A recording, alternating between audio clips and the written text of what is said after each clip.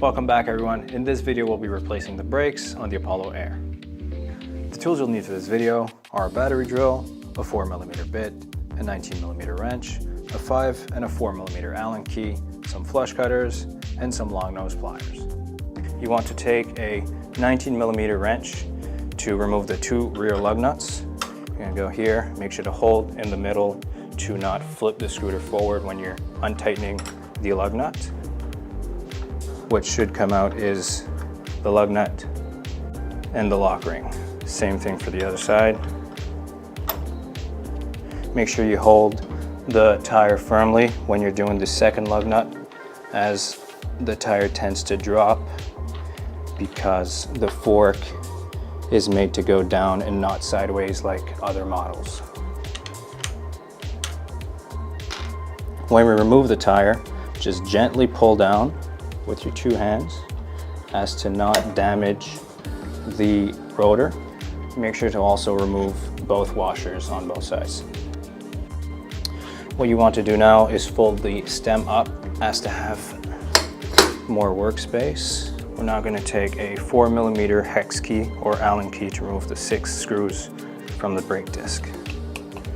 Make sure to apply even pressure to not strip these screws, as they are pretty delicate. Only an initial turn will do. You can then take a little electric drill here. This one is a 7.2 volt and a 4mm drill bit.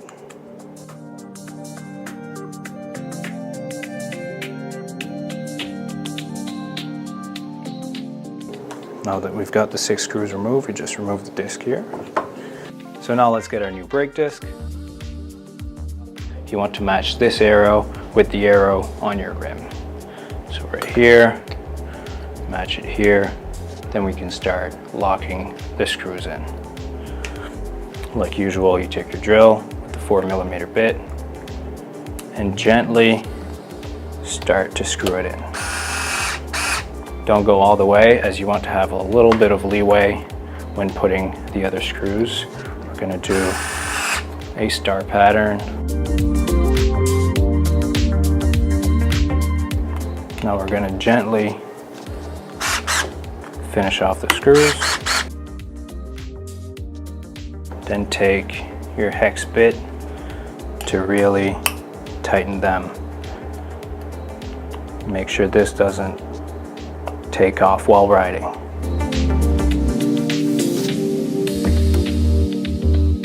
Once again, before putting the wheel back into the forks, you want to lift the clamp, lower the stem to make sure we have the most weight in the middle of the scooter and not at the front.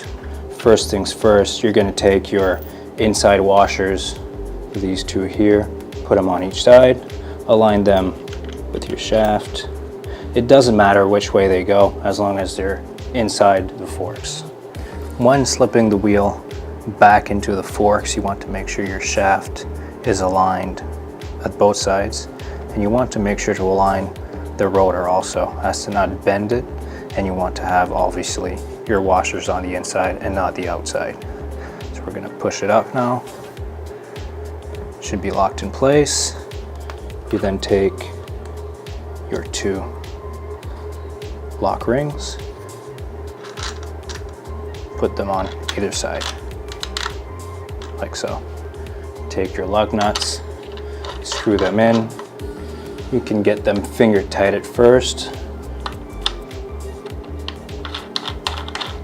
Take your 19mm wrench and, while holding the middle, tighten gently on both sides.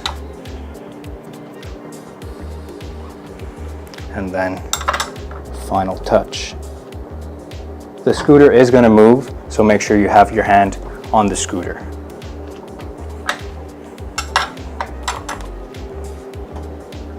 You can actually push down on the forks while you're tightening, so the scooter doesn't move up.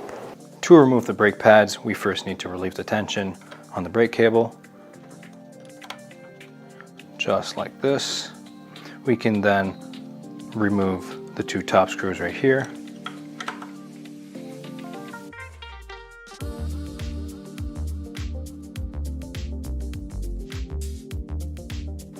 There we go.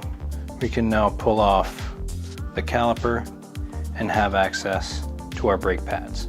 We can now take our long nose pliers to remove the brake pads just like this, and then the second one just like that. Now to install the brake pads, we simply need to slide them into their spot, and the magnet should do the rest. That's one and two. We can now reinstall the caliper on the brake disc and the forks. We can then screw our 2 screws back in. We don't want them too tight, as we'll have to adjust the positioning of the caliper.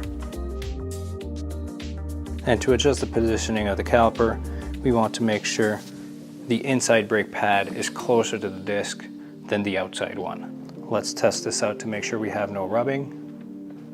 As we can see, we have a little bit of rubbing, so we'll adjust them again.